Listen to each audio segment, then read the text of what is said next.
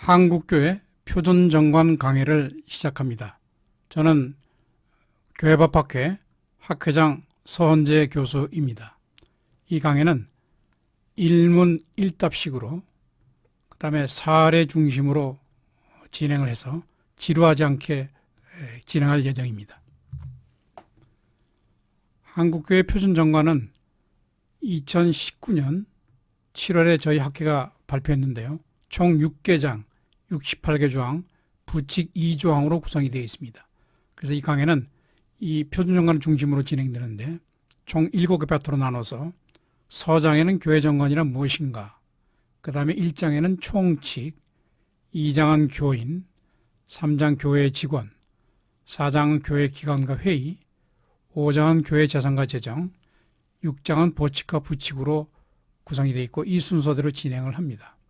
그리고 저희 강의는 파워포인트를 중심으로 진행하는데요. 총 400장 정도로 구성이 되어 있고 지금 강의는 50회 내지 60회 정도로 나누어서 진행할 예정입니다. 참고로 표준정관 이 조항은 한국교회법학회 홈페이지에 들어가시면 거기에 공지사항으로 떠 있습니다. 그것을 다운로드 받아가지고 이렇게 인쇄해서 이 강의에 참여하시면 많은 도움이 되겠습니다. 17번째 강의 교회 기관 회의에 대해서 설명드리겠습니다. 제4장 교회 기관 회의는 26조부터 37조까지 12개 조항으로 구성이 되어 있습니다. 오늘은 그 중에서 26조 기관의 지위와 27조 회의법에 대해서 설명드리겠습니다. 먼저 질문을 드리죠. 교회는 어떤 기관을 두어야 하며 각 기관의 관계는 어떻게 정해야 합니까? 교인 수가 적어서 당회를 둘 수 없는 교회에서는 당회 직무를 누가 대신합니까? 이런 교회도 많습니다.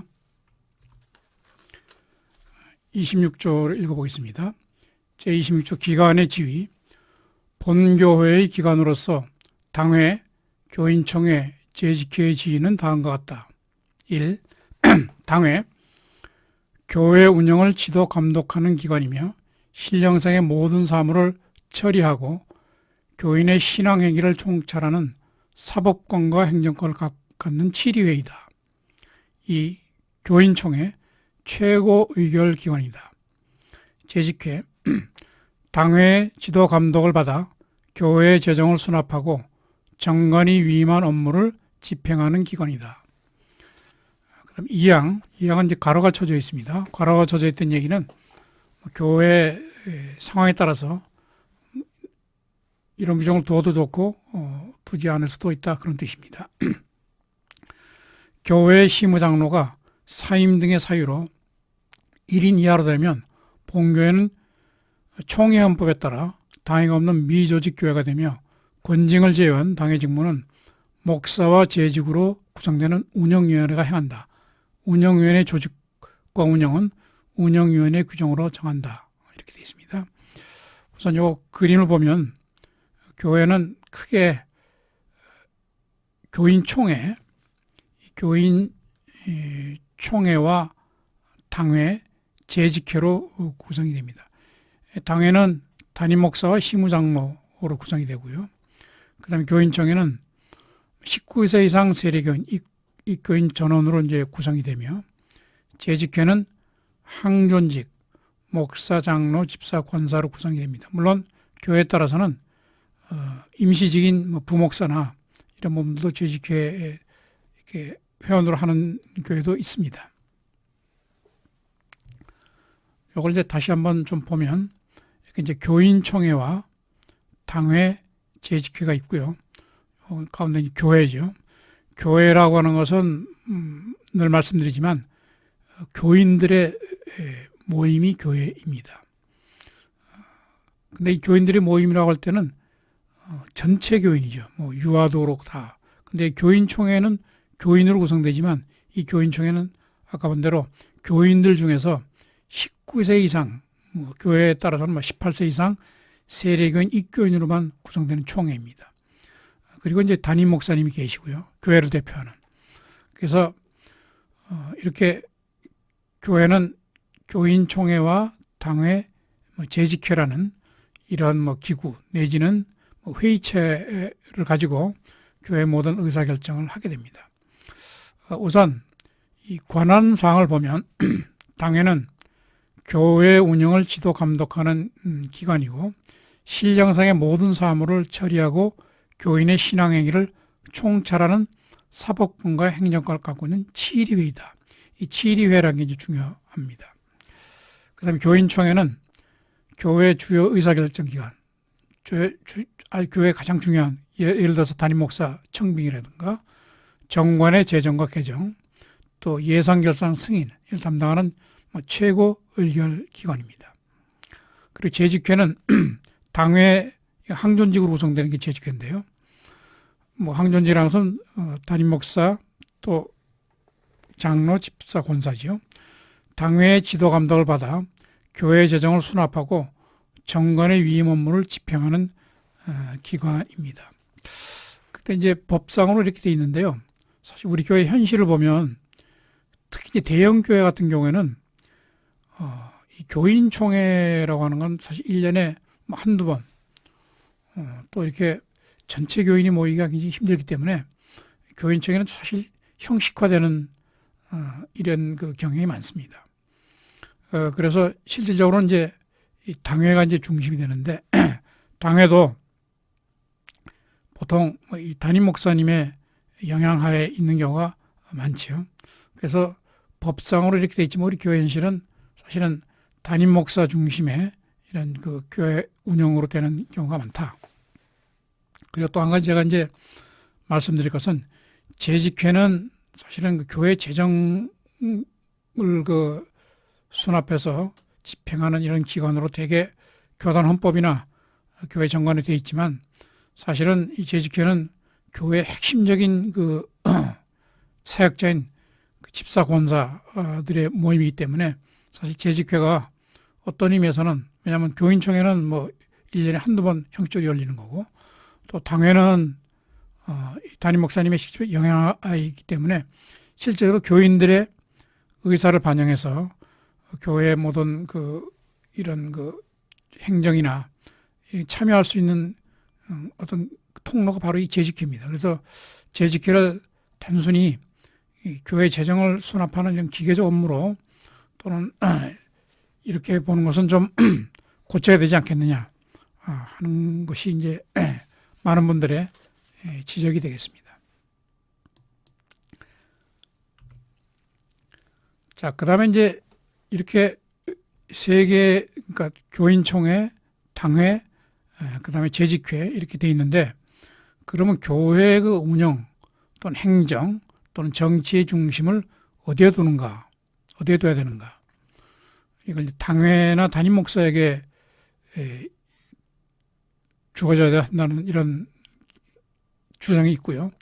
또 하나는 교회 민주주의를 이렇게 얘기하는 사람들은 당연히 교회의 주인은 교인이다. 그래서 교인총회가 이렇게 해야 되고 또 교인들의 그 대표자인 재직회가 중심이 돼야 된다. 이렇게 이제 생각하는 사람들이 있습니다. 그래서 이렇게 주장하는 분은 이제 교회 신앙공동체에서 왜냐하면 신앙공동체라고 하는 것은 무엇이 진리냐, 즉 교회는 진리가 다스리는 곳이기 때문에 진리를 가장 잘 알 수 있는 신앙의 지도자들, 거기 모인 게 당회죠. 담임 목사, 그 다음에 장로들. 그래서 이 진리는 다스리는 곳이기 때문에 당연히 이 당회나 담임 목사님이 이 교회 운영의 중심에 서야 된다.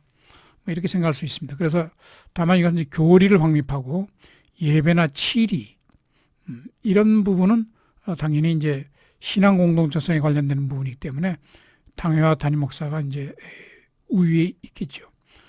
이건 초대교회 원리가 이렇게 돼 있다.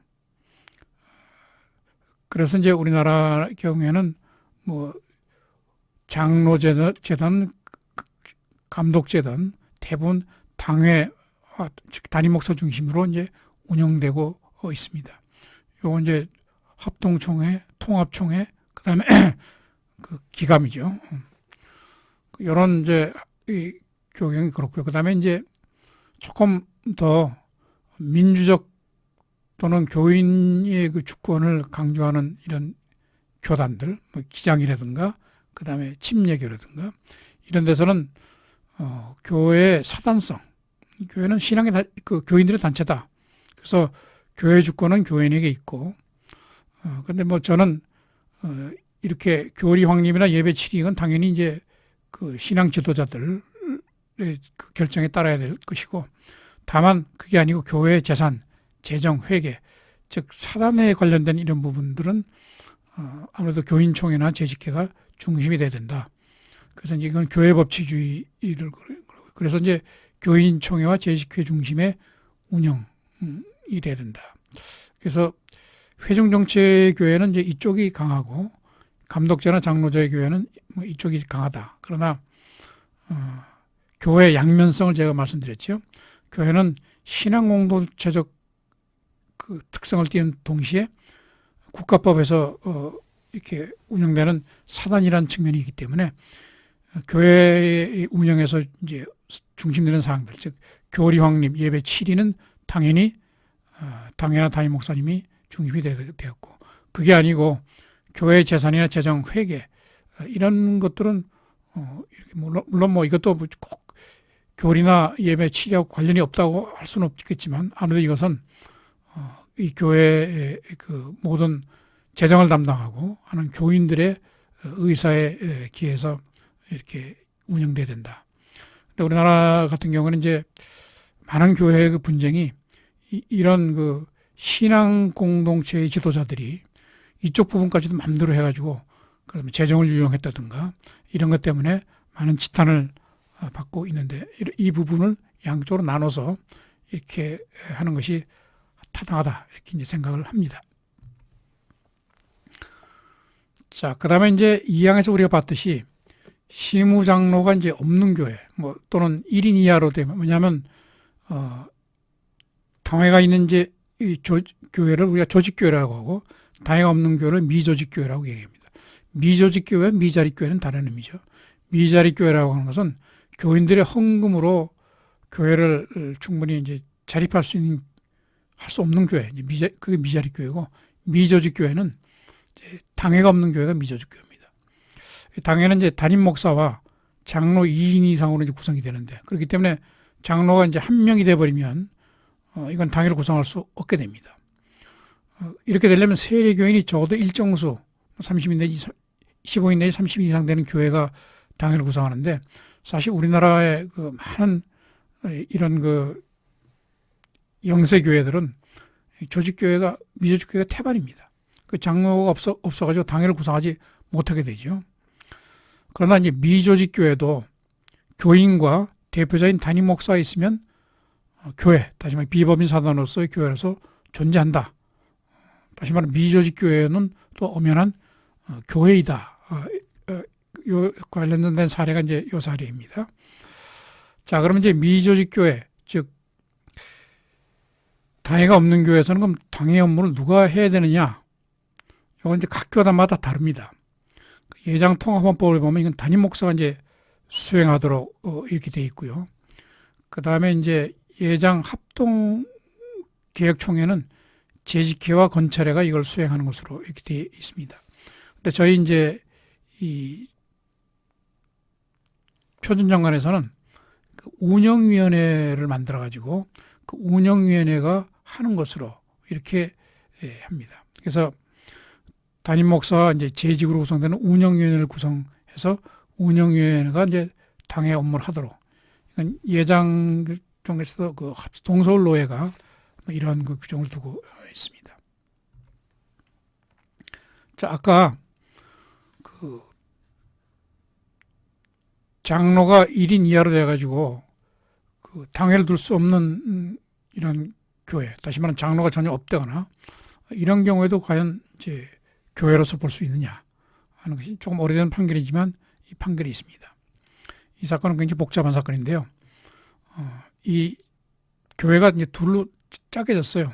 짜게져가지고 구정금교회로 남아있고, 그 다음에 이제 새서울교회로 이렇게 잘라졌는데, 이 잘라지면서 이 잔류파 교인들이 새로운 목사를 청명해가지고 이제 이 시 목사가 이 교회 이제 지금 담임 목사로 되어 있고, 원래 있던 비 목사는 이렇게 짝에서 나가가지고 그 교회 이름을 새정공교회로 이렇게 해가지고 했다가 다시 이제 새서울교회로 바꿨습니다. 그래서 이 교회에서 이 교회 건물을 지금 가지고 있기 때문에 당신들은 나갔기 때문에 우리 교회가, 남아있는 잔류교회가 이 교회의 재산권을 갖고 있다 하는 소유권 확인 청구 소송을 제기를 했습니다. 그랬더니 이제 뭐라고 얘기했냐면 이 남아있는 교회는 교인 가족이 세 가족밖에 안 남아 있고, 그래서 이게 뭐 이 교회로서 이제 실체를 갖추지 못했다. 그래서 이 교회 명의로 소송 제기한 것 자체가, 이건 교회가 아닌 교회가, 교회를 볼 수 없는 이 교회가 소송을 제기할 수 있느냐 하는 이유로 이제 기각이 됐습니다. 자, 이 판결을 보죠. 민사소송법 제52조가 비법인 사단의 당사자 능력을 인정하는 것은 사단으로서의 실체를 갖추고 그 대표자 또는 관리인을 통하여 사회적 활동이나 거래를 하는 경우에는 그로 인하여 발생하는 분쟁은 단체의 힘으로 당사자가 되어 소송하여 해결하도록 함이 있다. 각 교회가 다수 교인들이 조직되고 일정한 종교 활동하고 있으며 그 대표자가 정해져 있다면 이 민사소송법에서 말하는 비법인 사단으로서 당사자 능력, 다시 소송을 제기할 수 있다고 본다. 그리고 각 교회의 구성원이 소수라고 해도 단체로서의 실체를 부정할 정도로는 할 수 없다. 다시 말하면 대부분의 교인이 빠져나가고 불과 몇 명이 남아가지고 또 이게 목사를 청빙해서 하는 이 교회가 과연 교회를 볼 수 있느냐 했는데, 법원에서는 장로가 있든 없든 담임 목사와 그 다음에 다수의 교인이 이렇게 뭐 여기 세 가족밖에 안 남았죠. 그러니까 한 10명 낼 겁니다. 이런 그 소위 가정교회, 거의 1인 교회 같은 이런 교회도 교회로서는 인정될 수 있다, 이렇게 봤습니다. 그래서 미조직 교회도 또는 미자립 교회도 우리 법상은 교회다 하는 것을 알아두시면 되겠습니다. 그 다음에 이제 27조는 회의법에 관한 것인데요. 제가 읽어보겠습니다. 제27조 회의법. 교회 각 기관의 회의는 만국 통상회의법 및 교회 통상적인 회의 관리에 따라서 행한다. 이 교회 이제 각 기관이라는 것은 아까 본 대로 교인총회, 공동의회, 그 다음에 이제 당회, 그 다음에 재직회. 이 회의 규칙이나 절차는 민주주의 국가 대부분의 통상적으로 사용하는 회의 규칙인 만국 통상회의법과 교회 회의 관리에 의한다. 사실 이제 저도 교인 교단 총회나 노회에 참여해 보면 알겠지만, 사실 그 많은 이제 다툼이 있고 분쟁이 있는 게 무슨 본질적인 문제가 아니고 무슨 그 회의 규칙을 제대로 지켰느냐, 그 다음에 여기 회의에 참석한 사람들 회원이 회원 자격이 있느냐, 이런 그 규칙이나 절차들을 놓고서 장시간 이렇게 좀 다투는 이런 그걸 많이 봤습니다. 그래서 이런 것을 방지하기 위해서 이제 이런 규정을 두게 되는 거죠. 그 중에 가장 대표적인 예를 하나 들면, 보통 우리가 이제 그 어떤 결의를 할 때 과반수 출석과 출석 교원의 과반수 찬성, 자, 이런 규정을 많이 두죠. 근데 이 과반수란 게 뭐냐? 그러니까 100명이 있으면 50명만 출석하면 되느냐? 또 그 중에 25명만 찬성하면 통과되는 것이냐? 이거 가지고 이제 유권에서 또 이렇게 의뢰하고 또 분쟁이 많은 걸 봤습니다. 이런 만국통상회의법에 의하면 과반수라고 하는 것은, 예를 들면 100명 교인총회의 경우에 반수면 50이죠. 과반수라는 것은 50인을 넘는 것입니다. 다시 말하면 51인 이상으로 출석해야 기회가 됩니다. 그래서 50인만 출석하면 이건 과반수가 안 되죠. 그 다음에 이제 51인이 출석해 그 중에 과반수면 26인 이상 찬성으로 이제 가결하게 됩니다. 그래서 이런 것들이 만국통상회의법에 있는데 이거는 뭐 굉장히 내용도 복잡하고 하기 때문에 뭐 이런 것을 나중에 그 교회 그 지도자들이 좀 이렇게 습득하면 이제 교회가 분쟁 없이 잘 이렇게 진행될 수 있습니다. 그래서 뭐 책으로는 뭐 교회 표준회의법 이런 책도 나와 있고요. 그 다음에 만국통상회의법을 따른 회의 진행 이론과 실제 뭐 이런 것들이 다 지금 나와 있습니다. 그래서 우리 그 표준정관에도 이 회의법에 관한 이런 것들을 미리 좀 준비하면 쓸데없는 그 에너지 또는 분쟁을 정리할 수 있겠다 이렇게 생각합니다. 오늘 강의는 여기까지 마치겠습니다. 저는 현재 중앙대학교 명예교수이고 중앙대학교 대학교의 목사로 심우하고 있습니다. 한국교회법학회 학회장을 맡아 있고요. 개신대학원대학에서 장로교 헌법과 정치를 강의하고 있습니다. 장시간 함께 해주셔서 감사드리고 다음에도 참여 부탁드립니다. 감사합니다.